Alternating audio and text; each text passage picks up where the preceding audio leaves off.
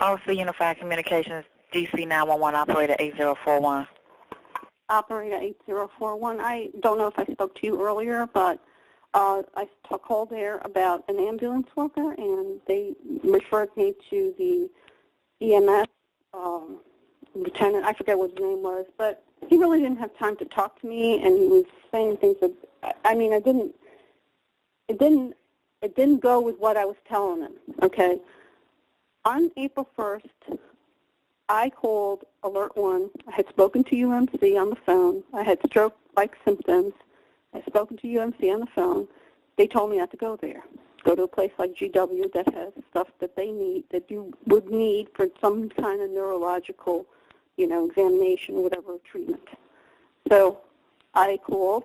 I called my Alert 1. They called the ambulance for me. They told the ambulance that I didn't, to take me to the hospital, but not to UMC. And they told me they can't control where, what happens, but they can call the ambulance for me. So when the ambulance came, since they can't control it, the ambulance came here, I told the ambulance, don't take me to UMC. I said, I just got off the phone with them. Don't take me to UMC. And he said, well, because I told him I have symptoms that are stroke-like. It was all on one side, my left eye, my left leg numb, my left eye couldn't see properly through it. There was like a white blotch in the middle, and I could see around a white blotch what was there to be seen, but there was like a white patch right in the middle of that. So there was something wrong with my eye, something wrong with my left leg going on. So in any event, that's a unilateral issue. It's probably a stroke, but I'm not a doctor. But in any event, I gave them what they needed to know to be able to assess that I could be having a stroke. So that's what Alert 1 told the ambulance. That's when they came. That's what I told them. I told them I also spoke to somebody at UMC. They told me not to go there, not to go to UMC, because they don't really have what I need. And the fact of the matter is I had been there just a couple of days before also with a fleeting paralysis in both arms. Okay, so let me ask you this, ma'am. How can I help you right now? Well, the ambulance worker, I told him not to take me to UMC. Okay. He took me to UMC without telling me. Okay. That to me is, like when you take somebody where they don't want to, they don't want to go, so you don't tell them where they're going. That's okay. So how can I help you right now? Send an officer here. I want him to take a report. Okay, that would be a fire. Yeah, I know that's what the other girl did. She transferred me to him, and the guy didn't have time to talk to me, and he was telling me stupid things like, you walked into the ambulance yourself.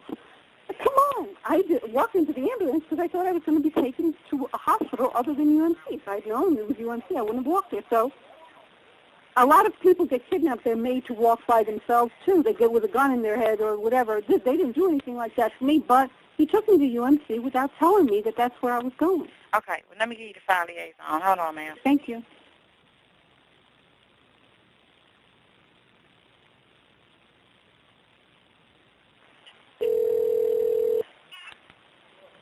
Good evening, D.C. Fire and EMS Fire Liaison Office, Sergeant Fox. How may I help you? Hey, how you doing? Okay.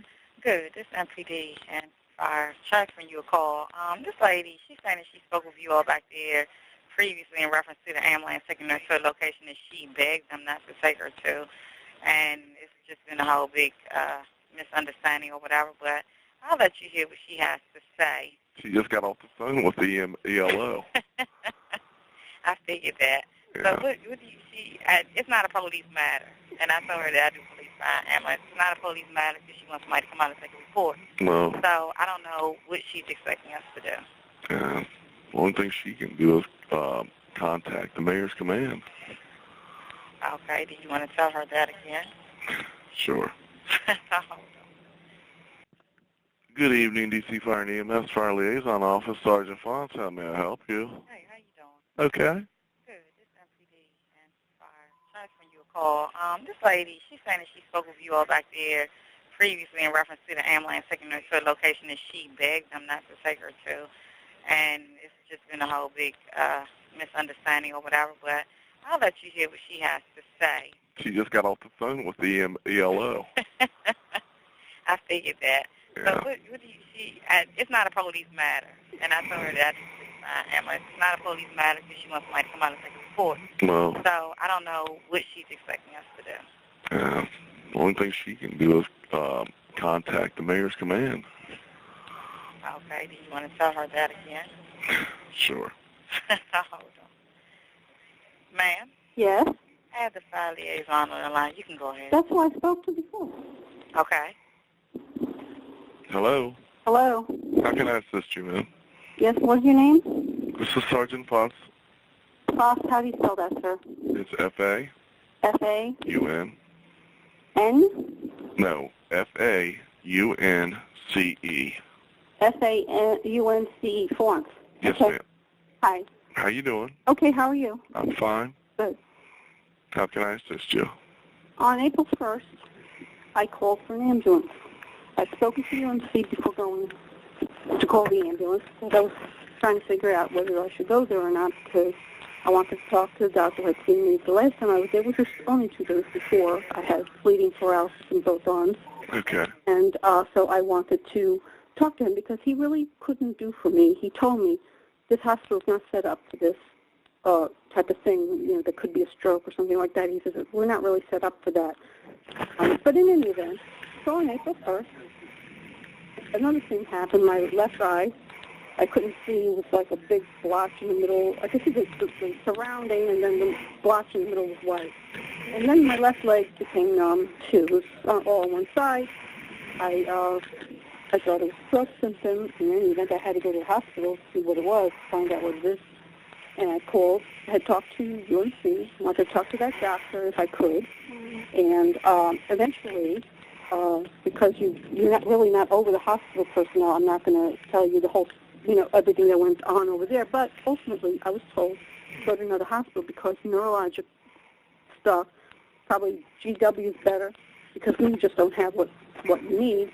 And I knew from experience that was true. Okay. So I called Alert 1. I have the Alert 1 service, and I told them my symptoms. Mm-hmm. Told the ambulance my symptoms. I told them I didn't want to go to UMC. She said, we can tell the ambulance that, but we can't control where you go. Right. So when the ambulance came here, I told the guy, I just spoke to somebody at UMC, and they told me not to go there. I said, I do not want to go there. I want to go to GW or some other hospital that is able to handle possibly stroke symptoms. Okay. And he said, can I say one thing real quick and let you go on? mm-hmm. Okay. Anytime you call 911, Mm-hmm. okay, you're not calling, you're calling for an emergency. Right. So our job as EMS providers Mm-hmm. is not to call around and find out who's the best to facilitate, like a taxi cab. We've got to get you to a medical facility to get you evaluated.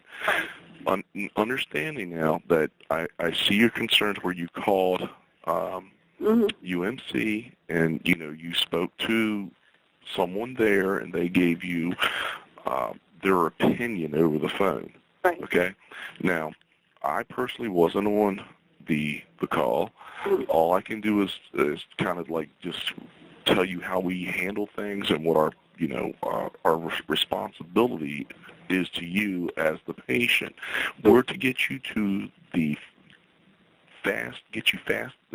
to the hospital as fast as we can to get you evaluated with the upper knowledge of a doctor. Mm-hmm. Okay, we're to treat life-threatening emergencies, but we're not to diagnose any kind of an emergency like of a medical, so to speak, not a trauma, a medical. Mm-hmm. So what our job is to do is to, again, get you to the closest available medical facility to get you evaluated.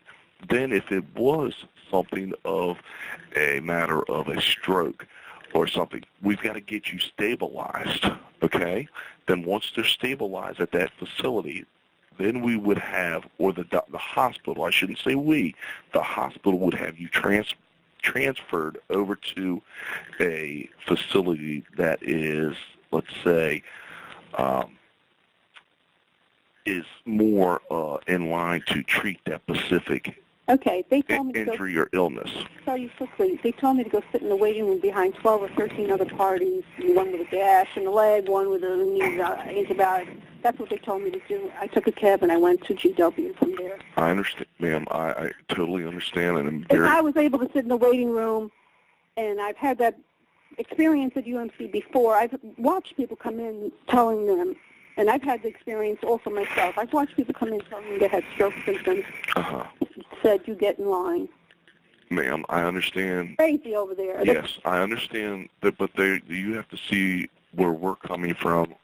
I understand where you're coming from. All the guy had to do was say, "If I have to take you to UMC," and this way I could say, "I'm not going." Right. Okay. Well, because that was up to me. Because if I'm going to sit 2 hours, 3 hours in a hospital room instead of resting comfortably in my own bed and then getting up when the buses start running and go to GW myself, that's better for me to do that than to stay there and they don't do anything. You can get into triage until it's your turn. Your turn. That's how they are over here. I'm very sympathetic with you in that aspect. That's why they have...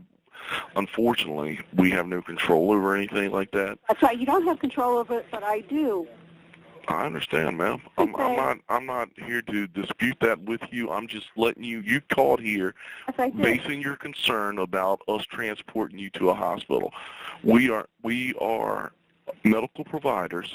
When you call 911, our job is to get you to a medical facility to be evaluated and treated for your illness or injury. We're not to take you to your preference of which hospital you want to go to. When you call 911... You don't have to take me to my preference. But if you're not going to take me to my preference, or at least respect the fact that I definitely, absolutely do not want to go to UMC. Okay. To me, going to UMC is the same thing as going to the morgue, okay? So I'm telling you, I don't want to go to UMC. I understand. Well, in the future reference, just if make sure that you let your medical providers know that, and so they can... What medical providers? If you call 911 again, ma'am, because we're here to assist you and try to help you in any way we can. Well, what do you mean let your medical providers know? When the ambulance shows up at your residence. That's what I did, and he took me there anyway. I made no mistakes. He understood specifically there was no way to misconstrue what I said. Don't take me to UMC. I understand. Let me give you a phone number if you would like to look into making a complaint. Yes, I want to make a complaint. Absolutely. I want him arrested for kidnapping. Oh my goodness. Okay. I'm sorry to hear that, ma'am, but I can give you a phone number, and I guess you don't get, if somebody did something wrong because this is what I'm getting, I'm being transferred to you when I'm calling the police. I'm calling the police. The police officer was the lady that just sent you to me. Yeah. You might want to call, where do you live at? You want my address? No. What? Southeast, right near, very close to UMC. Why don't you call 311? Yeah. And that's like the non-emergency where you can talk to an officer, a police officer, and they can direct you in what course of action you need to do to take out this to get this matter resolved for you. Okay. Okay. Because I'm not getting, I keep getting a administrative, and it's not a resolution because the man took me there when I didn't want to go there. Okay, I understand. Well, I understand completely. Find that appalling? Yes, ma'am. But I there's two sides of every story. But you know what I mean. I know what our protocol and our procedures are, and I wasn't there to witness any of this, so I'd rather keep my opinion, so to speak, to myself. Right. So I'd be more than you can call the 311. Okay. Or you can call and look into the fire department's PIO officer. What's the PIO officer? Public Information Officer, and they can be more than happy to assist you in researching this incident for you. Okay. Well, Would you like to have that number? Please. Hello? Please. I'm sorry, you're breaking up on me. Okay, please. Yes, ma'am. Okay. Okay. I'm sorry. My That's phone does break up. That's okay. It's 202-427-0100. Now, that number you would have to call would be on, like, during business hours, okay? I understand that. Now, what is, do you know what ambulance transported you? Do you know the number on it or anything like that? His name was Butler. Mr. Butler? I took it down because he took me where I told him not, specifically told him in advance not to take me. Okay. All right, very well. And I want to make sure I don't pay, but he does not charge my insurance. And I told him that when he brought me there is when I realized he was taking me to UNC when we were parked outside. And I had already told him don't take me there. So I told him, you better not charge Medicare and you better not charge me. I understand completely. Well, I wish you the best of luck. And if we can be of any further assistance at this location, you'd be more than happy to call us back, okay? Okay. Thank you. Bye-bye.